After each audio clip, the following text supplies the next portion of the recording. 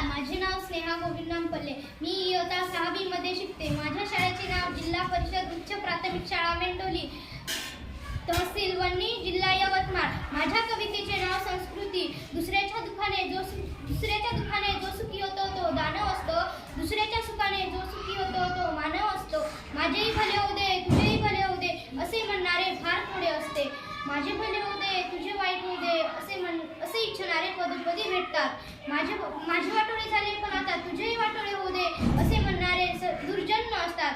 माझे वाईट झाले पण आता तुझे भले होऊ दे, असे म्हणणारे सज्जन असतात. अशा सुसंस्कृत लोकांची समाजाला गरज आहे. देशाला अशा बांधवाची गरज आहे.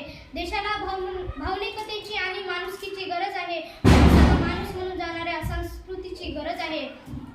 स्वतःची भाकरी स्वतः खाणे ही प्रकृती आहे. दुसऱ्याची भाकरी ओरबडून घेणे ही विकृती आहे. पण स्वतः भुकलेले असतानाही आपली भाकरी दुसऱ्याला देणे ही संस्कृती आहे. धन्यवाद.